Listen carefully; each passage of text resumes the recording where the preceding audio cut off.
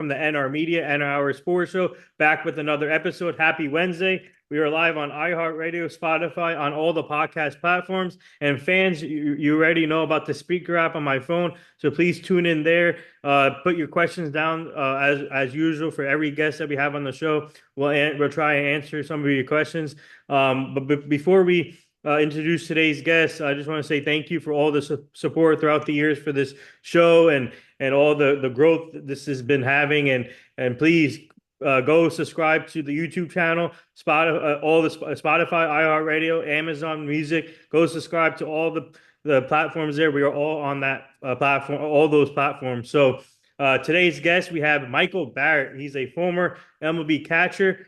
He played for the Montreal Expos, Chicago Cubs, Padres, Blue Jays. What a great career! Underrated catcher, known for his defense, and he brought some power to the teams that he played for. He won Silver Slugger Award in 2005, which we'll get to, and he played with a bunch of teams, and now he's doing great things after his career. And Michael Barrett, I just want to say thank you for joining the show. It's truly an honor, and I can't wait to learn more about your story. And like I said, he was one of the underrated catchers, in my opinion, and he brought the defense power to these teams. But Michael, thank you for joining, and how are you and your family doing today? Excited to be a part of the show. I love what you're doing. I love what you're doing for former athletes. It's very commendable. And I appreciate the compliments. I don't think of myself much as a player these days, as I think more of myself as a dad trying to get by each day. But I appreciate it. The opportunity is great. Oh, and I also forgot to mention fans. He also played for Team USA. He got the opportunity to play for Team USA, and he played with teammates like Roger Clemens, Derek Jeter, you name it, man. That team, the Team USA you played on, was loaded, and we'll get to that also. But before we get to your career, tell our fans what are your thoughts when it comes to the catching position now. All these catchers in this generation are versatile. They can play multiple positions. So, what do you like being a former catcher? What do you like about this generation when it comes to catching?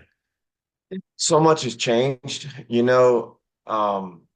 watch a big league game now and you see catchers from a knee. I think there's a lot more efficiency there that allows catchers to play multiple positions instead of the traditional stances. Some baseball fans like that, some don't. It just depends on who you talk to. Some of the pass balls, some of the balls that get by the catchers these days frustrate some baseball fans. Other baseball fans don't mind it. Just depends on who you talk to. But so much has changed with catching in general. So much is more widely accepted. Where I feel like back in the 80s when I was coming up, and 90s, maybe a little bit more cookie cutter-esque type catching.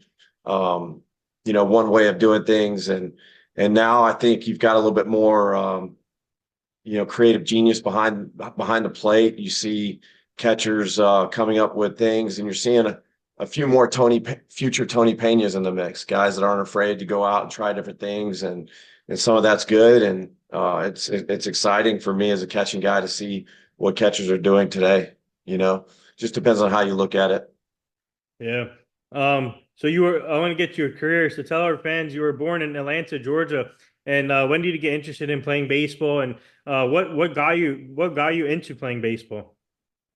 So yeah, I grew up playing all three sports: baseball, basketball, and football. Football probably my first love, as my dad was the local feeder football coach for the high school. Was a great football coach. Kind of developed my love for sports in and around football and him coaching, and then kind of just got introduced to baseball.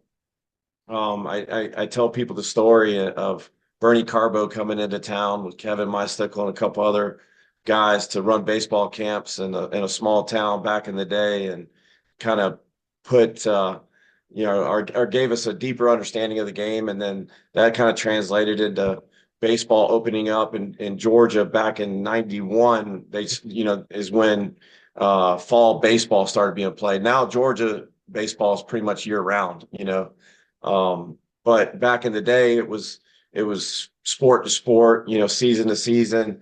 And then about the time I started to really get into baseball, fall baseball became an option, and that was exciting for us. We were like, all right, that's awesome. Now you talk to kids about fall baseball, they're like, oh, I got to play fall baseball. Some kids kind of grow tired of playing fall, but back then it was exciting because it was never really offered. And that's about the time, baseball picked up for me, and I started to get some recognition, for my ability, and the thought and the idea of playing past high school, started to come into fruition. Well, yeah, so we are live with former MLB catcher Michael Barrett. Fans, please put your questions into the speaker app. We'll answer some of your questions here.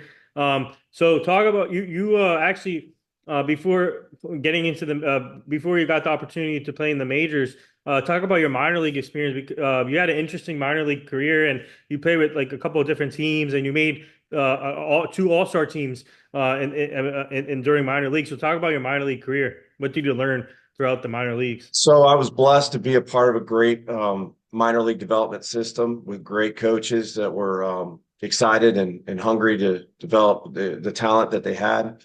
And we won. We were building a winning tradition in an organization that hadn't experienced a lot of winning up until 94 when they had the strike short season. They were in first place, but up until then it was the grinding it out, so close all those years. And then the minor league system was developing and doing a great job of producing these players. And going through the minor league system as quickly as I did, um, was a tribute to the winning baseball that was ingrained in us. Unfortunately, we didn't have the success at the major league level that we were hoping for, but we always felt like it was just a matter of time. But the minor league system was great. Being in that environment, being a part of a four-peat in Harrisburg, Pennsylvania, Double A, probably one of the biggest highlights of my career was winning a championship at Double A in Harrisburg, three-peating, and then being a part of something pretty special that you don't see every day, a four-peat in the minor leagues in Double A. And Double A is pretty good level baseball. So, to say that I was a part of that's pretty cool. Yeah. And doing especially with the four piece is really tough to do in sports, and you see it right now in football. The Chiefs are trying to do a three-peat.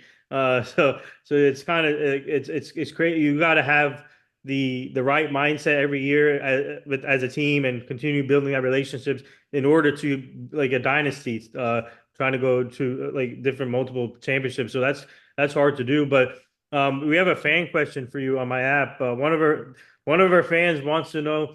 So since you were a catching coordinator with the Washington Nationals, they want to know. They're putting you on the spot already, so they want to know where do you think Juan Soto will sign this all season? Juan played for me. I had Uh, him as a manager yeah, also, which was really cool. That's a good question. I get asked that question a lot, actually. I'm I'm hoping that the Yankees or the Mets can pull off a deal hmm because I'm pulling for those teams to be in competition with teams in the West Coast. I think there's something fun to me about that. hmm Juan staying in New York.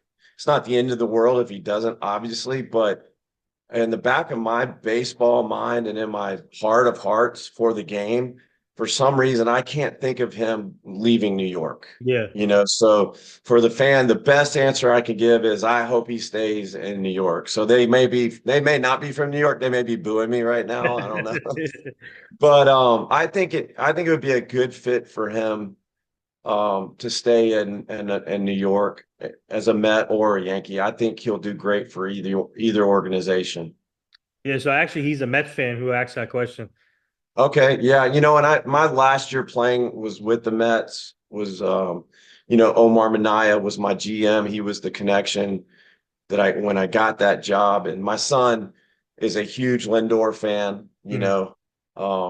so he's pulling for the Mets, and I'd love to see Juan go somewhere where he's truly valued, and I think New York fans will give him that love.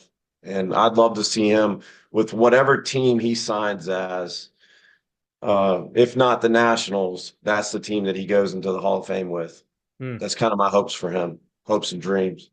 Yeah. So for you, what was it like coaching him, getting the opportunity to be a manager for him? Juan was a big leaguer the first day I laid eyes on him. I mean, he just had that charisma. He just had that before I even saw him swing a bat, Mhm. you could just tell there was something different about him as an individual. And he's just the way he carried himself. The first time I met him, I think he was 15 or 16 in the DR at the Mhm. complex before he had even signed.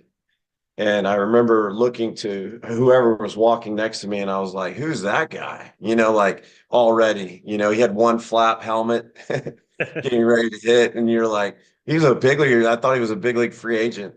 And he was just a young kid at the time, preparing for his tryout with the Nationals. And the fact that we got him and Juan Soto to me is a story that every minor leaguer needs to hear at Mhm. some point. Every minor leaguer needs to understand the Juan Soto story for so many reasons. And then I think even into like college baseball and like younger amateur baseball, the stories that I tell go a long way because what he did at such a young age, like so many before, but what he did during the time that he did it and winning a World Series in true fashion is such an important um, story for kids to understand because and the reason I hate to go off on this tangent, but the reason that being is everybody wants to make player development, kind of a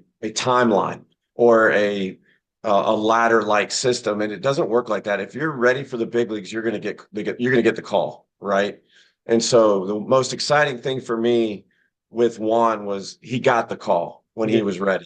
He was climbing the ladder. He eventually skipped AAA to the big leagues, but you know what a remarkable story. And in terms of what you're striving for as a player, nothing's really kind of in your way, like we put it in our way sometimes. Wow. Excuse me. Great way to put it. So talk about. I want to go back to your minor league career. You actually you're interesting. You play shortstop and catcher at the same time at the minor league. So talk about that transition and what was it like playing multiple positions? Because when you got called up to the majors, you started as a third baseman. So for you, what was it like to be versatile? So I was drafted in the first round as a shortstop. Got into the season, we started to play games. There were things that I needed to clean up as a shortstop. Um, Clearly, some things that were going to help me stay at shortstop once making it to the big leagues. I think it was always in the back of my mind that for different reasons that I would gravitate toward third probably over time, like a lot of shortstops that are taller. And we went to instructional league my first year, and that's when I realized like, holy crap, this is going to be a tougher task than I realized at shortstop because we had Orlando Cabrera, Hiram Boca Chica, we had Mark Atlantic at the big leagues. We had a number of shortstops in front of me on the depth chart.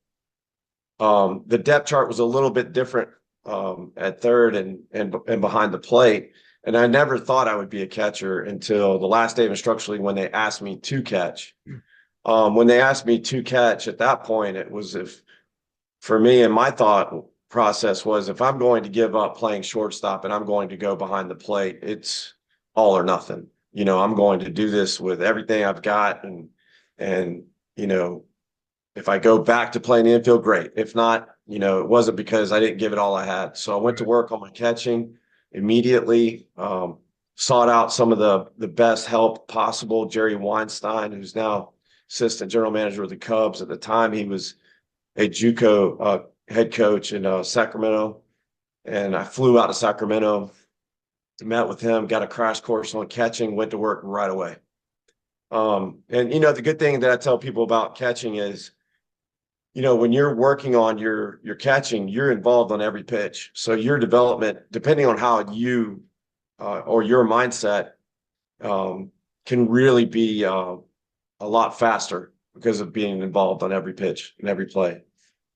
Hmm. We have another fan question for you. They want to know who was the funniest teammate that you played with. The funniest teammate? Yeah.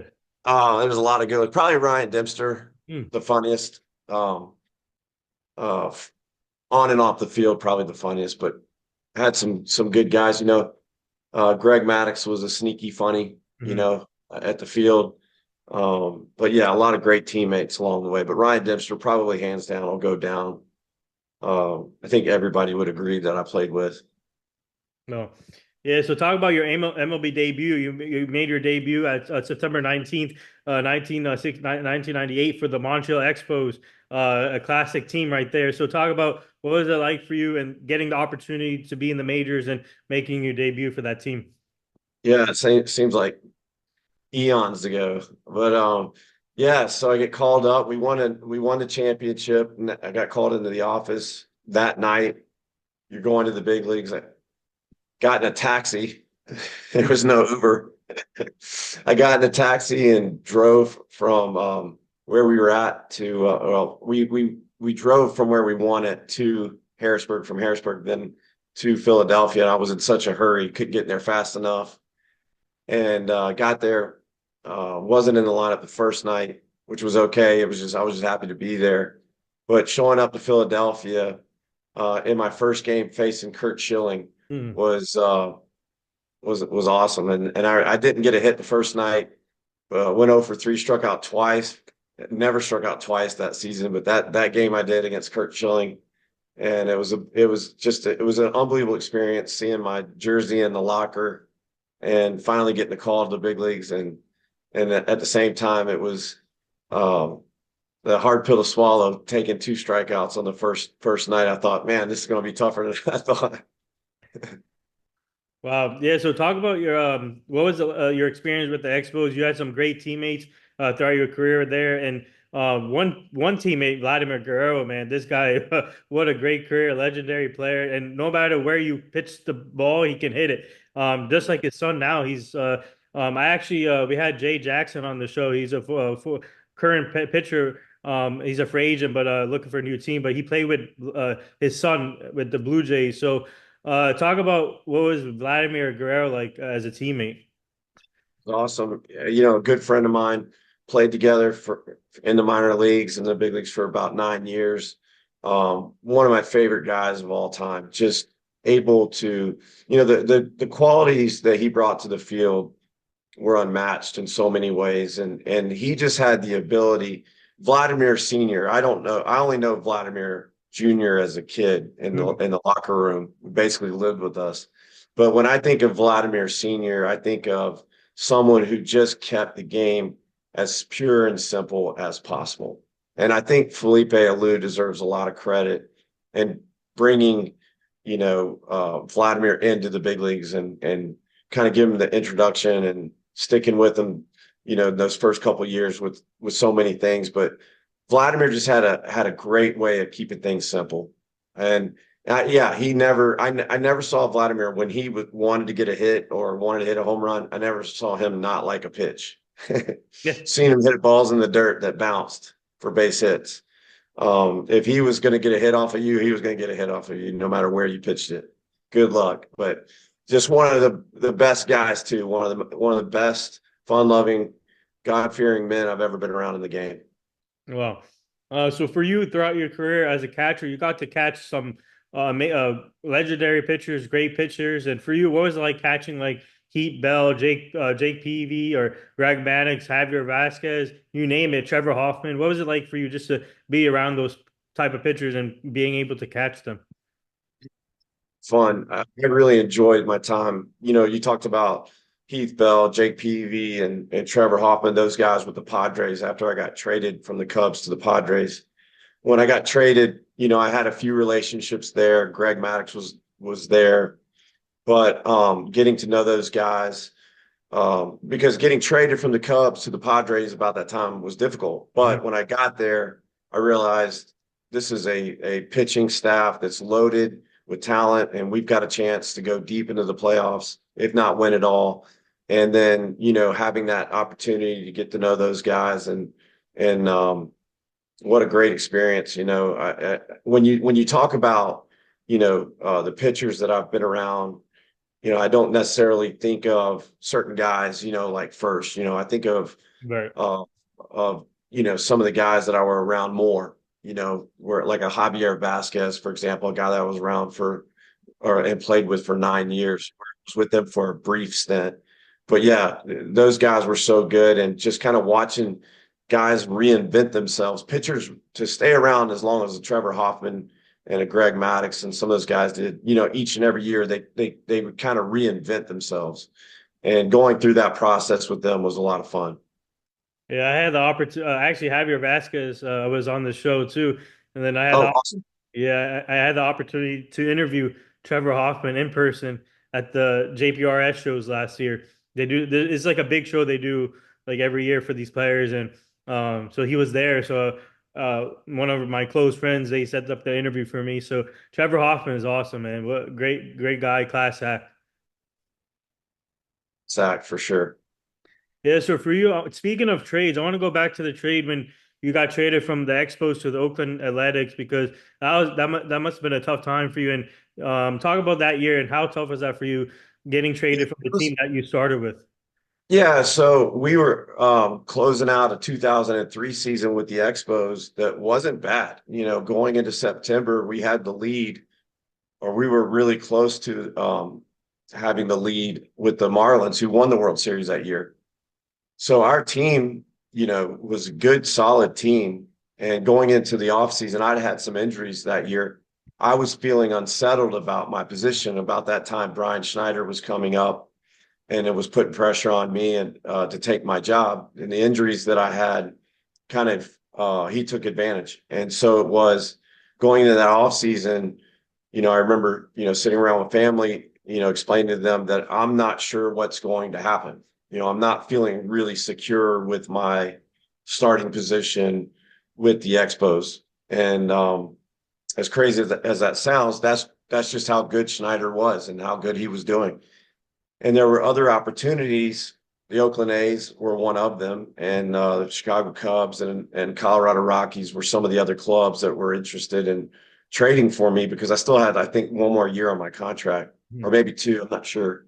But these teams were expressing interest in trading, and I got traded to the Oakland A's, which was an honor because they had the best pitching staff in the American League, and being excited about that, but also, when you're with an organization for 9 years as a player, that doesn't happen as much, but then, as a player, you're always, your heart goes to your team that you come up with. And you're thinking, I'm going to be like a George Brett. I'm going to be like the guy or I want to be like that guy, that ambassador, that just comes up with the organization and is with the organization, a lifer, as they call them. Yeah. And then when I got traded, that was crushed. The idea of being a lifer with the organization I came up with was no longer in the picture. And that was a little bit of a change, but it's like, hey, we're going to an American League contending team. This is exciting. And then 22 hours later, I get traded to the Chicago Cubs. Wow, that's crazy. But you It was more of like a three-way trade, delayed. It was like a delayed. delayed three-way trade. I mean, uh, you either or the Oakland Athletics, when you said that they had the best pitching staff, and I agree with you, they had one of the best pitching staffs there. But you had when you went to the Cubs, that team was great too. You spent 3 years there with the Cubs, and you made some great memories there with the Cubs. Traded to the Cubs. It was like, hold on, wait, what? It was like I went from the A's to the Cubs. It was like, wait, what just happened? The A's. I got my head wrapped around. It took me 22 hours to get my head wrapped around being a part of an AL contending team. To now, okay, wait, I'm back in the National League with the best pitching staff in baseball. Yeah. I mean, that's really what they were when they were healthy in 2003. Their starting rotation was incredible, and then all of a sudden it was like, okay, wait a second, we're going to the World Series, baby. It's like we got this. And then getting your head wrapped around the excitement, and then kind of my first day in Chicago, I get there, and I'm like ready to tackle on the world, as the Cubs starting catcher, and the front page of the newspaper, it's talking about the Chicago Cubs are about to sign Pudge Rodriguez, and then I was like, oh no, I was like, oh man, that was fun while it lasted, Uh, but it ended up working out. We had a great time, and we came so close, mhm. especially in the first year I was there. So I mean, it was great to see the Cubs finally win the World Series in 16 against the Cleveland Absolutely. against Cleveland.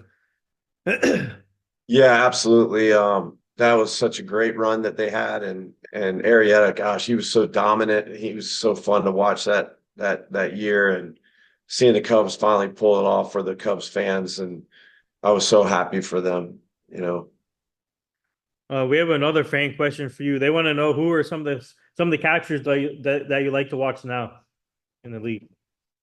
Well, it's a great question. I'm so embedded. I was so embedded in the minor leagues when I worked with the Nationals. I kind of followed my guys, and then since now being retired from professional baseball. I don't follow as many big league games as I should, but Mm, I think Roshman with the Orioles, I think is a guy to watch. We followed him with the Nationals, um, for a long time before the draft. Um, I mean, I like both Contreras brothers are fun to watch. Um, you caught me off guard with that question, but what a great question. mhm. Um, What Trying to think of what do you some guys. what are your thoughts on Austin Wells from the Yankees? If I was about to say him. mm, I just started picking up on him this year. I really like some things that he does behind the plate. I like some of the things he does game management wise as well. mm. Yeah, I do like him. Yeah, so I you like the Mets catcher right now. I just oh the oh Francisco Alvarez. Alvarez, yes. Sorry, I had tip of the tongue syndrome thinking of all these catchers. When you ask me that, I'm scrolling through 500 catchers in my brain. But yeah, I like both those guys a lot. Hmm. Yeah, so tell our fans about the 2005 year where you put up some great numbers and you won the Silver Slugger award. So what did that mean to you when you got when they gave you the award? Yeah, so it took Piazza to get hurt for me to finally get the opportunity to win a Silver Slugger award. Um, for him to finally share one with us. But I got the call that I'd won the Silver Slugger, and I thought the year before was better, but and that I should have won it the year before. But they say, you kind of need to have 2 years Yeah. to be considered if you haven't won it ever before. Um, but I was completely, surprised, and I was very happy. I remember Dusty calling me and saying, "Hey, Michael, you're in consideration for the Silver Slugger Award," and he was talking about how proud he was of me, and I just remember hanging up the phone like, wow, like I had no idea, like when you're in the season, you're just grinding it out and you're just trying to get your team. We were working so hard to get above 500. It was like we would do good and then we would fall off, and it was like we still had those playoff hopes, and that's all I cared about. And then, to get that phone call later, even though we didn't make the playoffs that season, you know, that hey, you're being considered was awesome. It was a great honor. Hmm.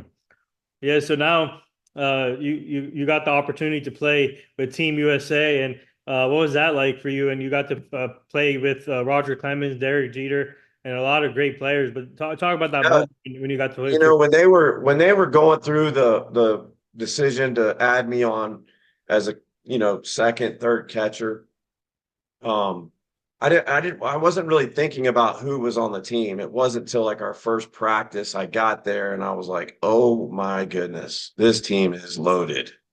Like I remember getting there and I'd be like, Jeter's one thing, A-Rod, some of the bigger names, but some of the names that a lot of people don't talk about, like Michael Young, Yeah. like just a great player. Even Vernon Wells, Mhm. but yeah, I mean, you name it. I mean, the team was off the charts good. And then I was asked to be Roger Clemens' personal catcher through that journey, and I couldn't have asked for a better opportunity to be in the World Classic. It was really cool. Speaking of the Baseball World Classic, what do you? It's always great to see players represent their countries, and we talk about the grind of that too, because obviously come like baseball is a long season, and players continue training and getting ready for the next season. But talk about the grind to play for Team USA and the coming Yeah, season. that was being the first year of it.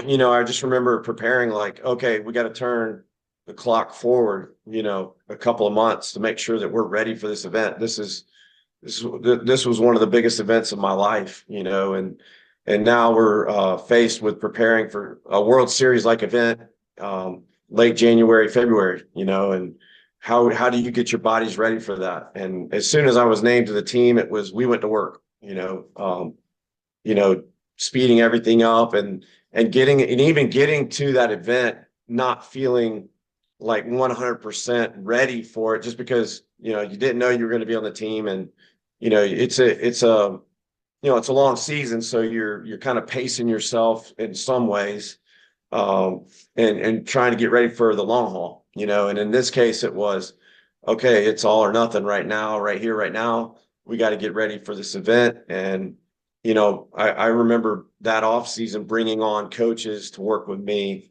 individually to up my workout programs. It was having a left-handed, right-handed BP thrower in the cages to hit off of, so that I was ready for the event. Things like that we did at home here in Atlanta to make sure I was ready. But it was super stressful, but at the same time, it was all the worth while. So we have another fan question for you. They want to know your favorite food and drink. Oh, I love a good steak.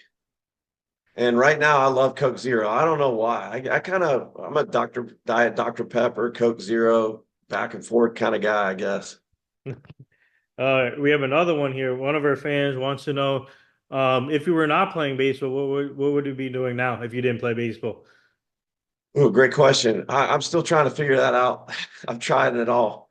I like, real estate. I like my family was in the insurance business. So I just do a little, I'm trying it all out right now, trying to figure out what I want to do when I grow up, I guess. But I got the baseball facility. I'm very passionate about coaching. Got some great families in the program. It's been a lot of fun watching the kids grow up.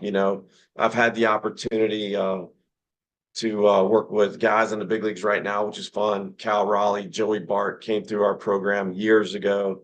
And, we continue to develop the players the best we can in the area. It's been a lot of fun. Oh yeah. So speaking of family, we always like to bring up the families here on the show for the players because it's a journey for them too when you guys are playing, traveling with the teams, and Yeah. so talk about your family and your wife and your kids, having her back from day one, being supportive throughout your career, and seeing you travel with the teams, having success in the league. So talk about your family and then having them support you I'm from your. remarried in my second marriage and have 8 kids blended. So I have an 8 kid. I think a lot of families, look at the Barrett punch, as they call us, and kind of shake their heads on, how are they doing it, but we have 8 wonderful kids that we're excited about. I've adopted my 2 stepchildren, which has been a fun process. Being a dad is the thing I take the most serious and has been the most challenging and fun experience. And I hope to give back to my kids more than anything.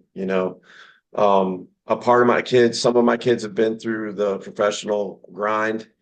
The others have just been through the life grind with me, so different experiences for different ages. I've got a daughter that's playing softball at App State, doing really well, all the way down to a 3-year-old son that's about to start playing t-ball. So it's like, Hmm. here we go. Let's go back to work. So Uh, it's a lot of fun. That's awesome. And for your and speaking of your daughter, give us the scouting report for your daughter at Appalachian State and as a softball player. As a softball player, she is the reincarnated version of me when I played back in the day. It's fun. It's crazy when I watch her play. Only better. Only better is she's kind of a little bit more well-rounded in a lot of areas of her game. She's had some great coaches along the way. Um, Still been able to hold on to shortstop for this long is a credit to her hard work. And I'm excited for App State and App State sports and App State softball program, and hoping Grace does great things. Her name's Grace. Grace Barrett does great things up there. So Yeah, excited to see. that's awesome. And so talk. You told me offline that you're looking for opportunities to be in baseball. So tell our fans um, what are you looking for and any updates on any like Yeah, opening. no, I appreciate you bringing that up. I know I'm looking to not count anything out, keeping the door open. My time with the Nationals became the catching coordinator, kind of the catching guru, which I liked and enjoyed, but always kind of wanted to keep the door open to managing, or coaching. I like the idea of being a mentor and helping kids and people in their journey at all ages. I have the confidence of working with the, older guys versus and the younger players as well. So I'm interested to see what God has to offer in the next few years in the coaching industry, baseball industry. I find that, you know, my journey there in the baseball world is still incomplete in some regards. It's just a matter of opportunity and what, opportunity that is and making the most of it. Still don't know what that is. Could be at a collegiate level, could be at a professional level. We're not counting anything out on our end. Well, yeah. So before we let you go, would you like to give any shout outs to anyone on the show? Yeah, I give shout out to all the fans out there on the show. I think this is an exciting time to be a baseball fan. What a great year we had. I think this is one of the most memorable years we'll have in a long time. Otani, shout out to Otani, yeah, for the year he had. You got to give credit where it's due. With Dave Roberts, the year he had as a manager, winning the World Series, and let's hope that New York can bring it back next year. Mets or Yankees, either one, I'd be happy with. So that'll be fun to see. Yeah, so there you have it, Michael Barrett, former MLB catcher. What That's if I don't get picked up by another organization. I said that. I got the disclaimer real quick. Yeah, so he's looking for another opportunity to be a coach or a manager somewhere. So I hope he does get that opportunity. And well, what a great episode here. Thank you for joining, Michael. Keep up the great work. We'll stay connected, obviously. And this was awesome. And go follow Michael on Instagram. And where can our fans find you on Instagram? B_, Michael Barrett. Okay. Yeah, so fans go follow him. They do great stuff. And thank you again for joining, Michael. This was awesome. Awesome. Thank you so much. Thanks for having me on the show. No Keep in problem. touch. Yep.